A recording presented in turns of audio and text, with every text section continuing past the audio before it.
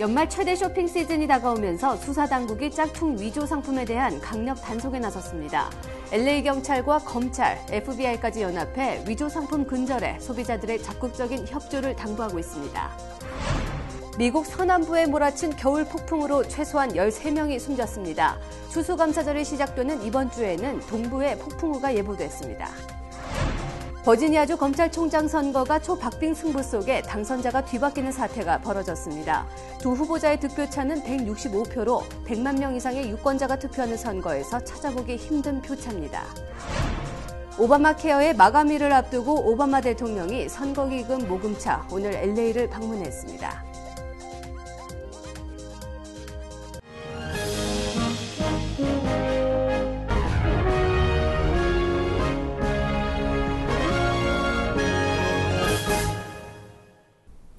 시청자 여러분 안녕하십니까? 11월 25일 월요일 KBS 아메리카 뉴스입니다.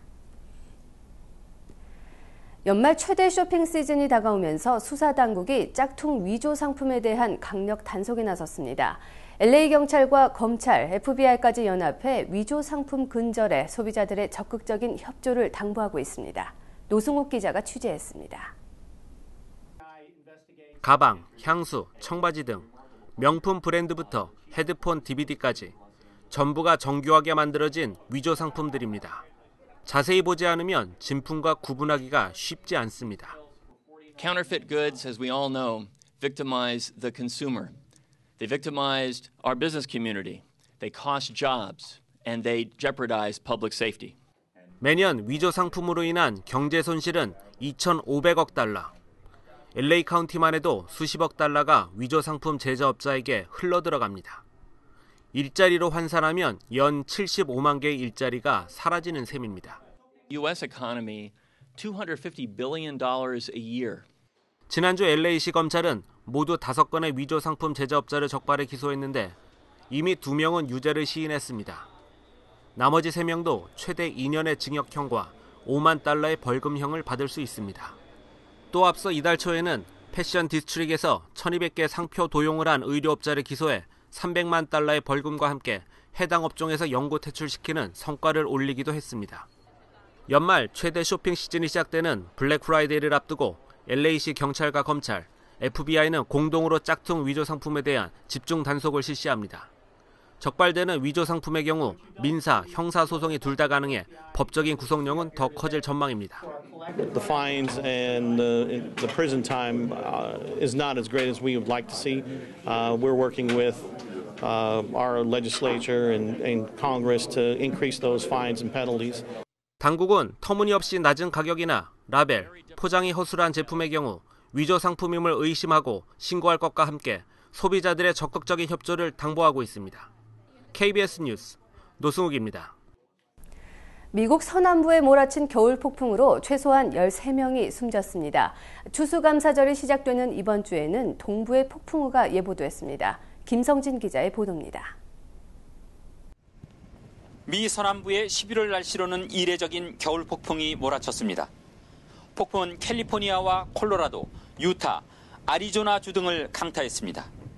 This is a weird storm. Nobody's really been able to get a handle on it. A lot of snow, a lot of ice. The roads hadn't been plowed. 오클라호마주에는 최고 25cm가 넘는 폭설이 내렸습니다. 길이 얼어붙으면서 차량 충돌 사고가 잇따랐고 전선이나 나뭇가지가 사람을 덮치기도 해 최소 13명이 숨졌습니다. 진눈깨비가 몰아친 텍사스주 댈러스 국제공항은 항공기 300편의 운항이 취소됐습니다.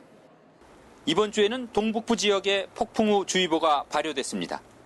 이번 해안성 폭풍우는 현지 시각 내일 밤 뉴욕과 뉴저지, 펜실베니아주와 뉴잉글랜드 지역 등 동북부 지역에 상륙할 전망입니다. 기상당국은 강한 바람과 함께 기온이 크게 떨어질 것으로 예상했습니다.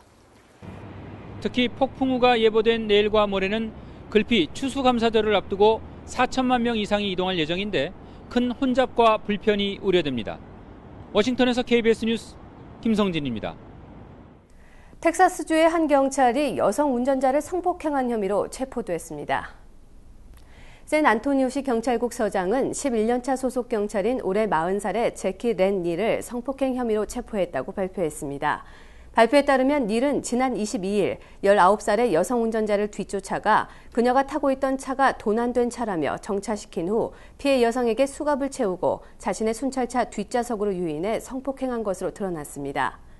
현재 닐 경관은 $2만 달러의 보석금을 내고 풀려난 상태로 샌안토니오 경찰국은 철저한 진상조사를 약속했습니다. 여객기 폭파 위협을 한 전직 항공사 직원이 오늘 LA 연방법원에서 1년 6개월의 실형을 선고받았습니다.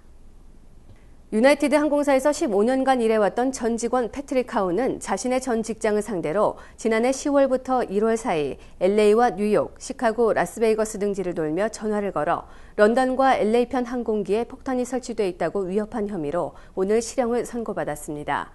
당시 유나이티드 항공사는 협박 전화로 인해 항공기 취소 등 금전적 손실을 입었으며 이로 인해 피의자 카우는 실형과 함께 유나이티드 항공사에 $30만 5천 달러, LA 경찰국에 $9,000도 배상해야 한다고 판결했습니다.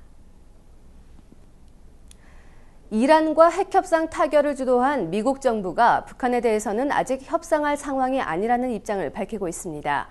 핵무기 보유를 선언한 북한이 핵무기를 포기하겠다는 입장을 밝히지 않은 것 때문인데 바이든 미국 부통령의 다음 달 5일 한국 방문 때에 구체적인 육자회담 재개 조건 등이 제시될 것으로 예상됩니다. 이강덕 기자입니다. 바이든 미국 부통령은 다음 주 중국과 일본을 들러 오는 5일 한국을 마지막 순서로 방문합니다. 박근혜 대통령과의 회담에서는 북핵 문제 해결을 향한 오바마 대통령의 전략과 이에 대한 중국과 일본 정상들의 반응 등을 종합해서 검토가 이루어지게 됩니다. 미국 정부는 이란 핵 문제를 경제 봉쇄로 풀었다는 인식을 갖고 있지만 북한에 대해서는 경제 제재만으로는 문제를 풀기 어렵다는 점도 강조하고 있습니다.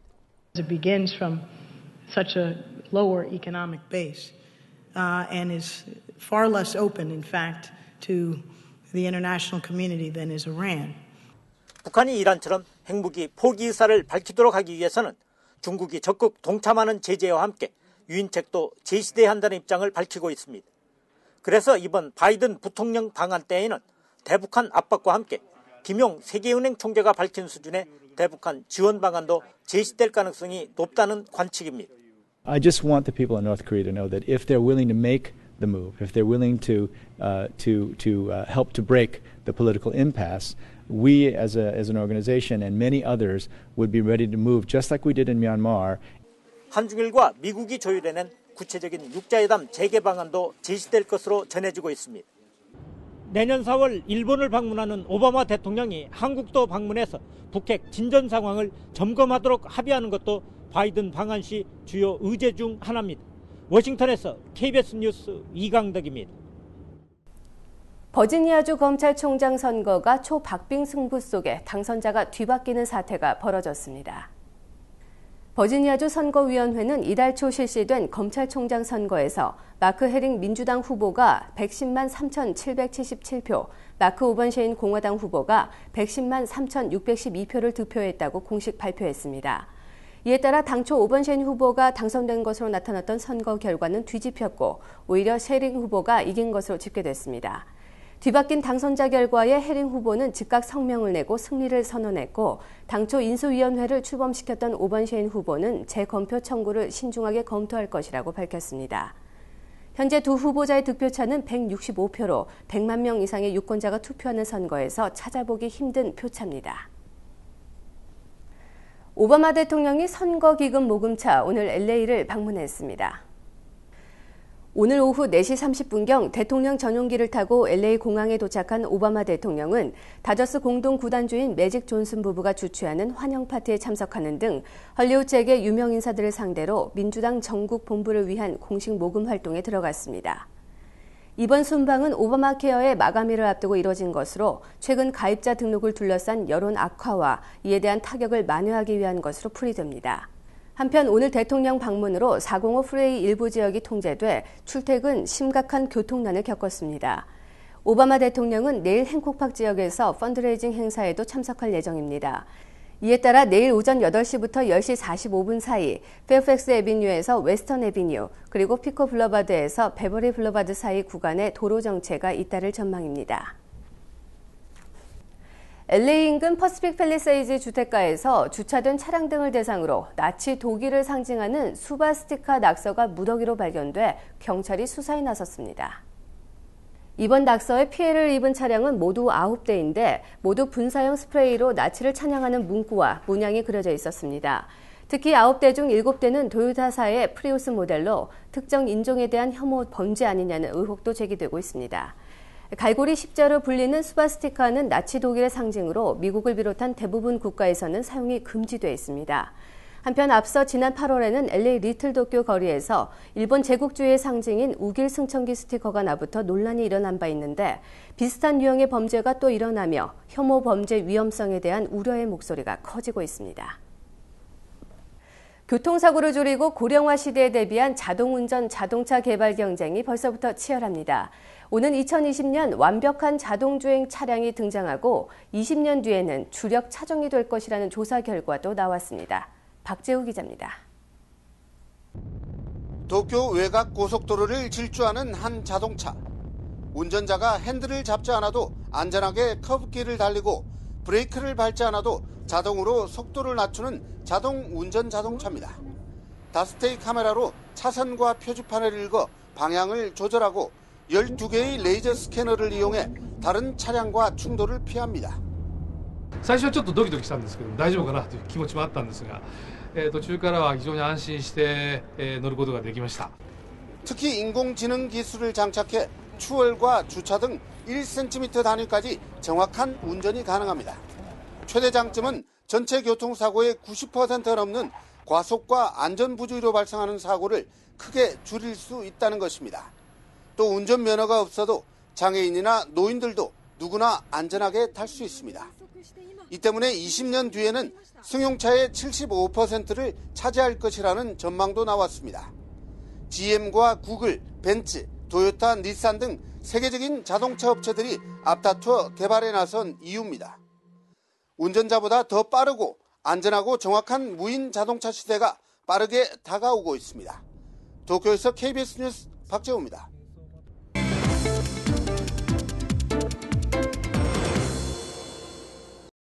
뉴욕 증시는 이란 핵협상 타결 소식에 한때 강세를 보였지만 이후 차익 실현 매물이 나오면서 혼조세를 나타냈습니다. 원달러 환율은 1,060원 50전입니다.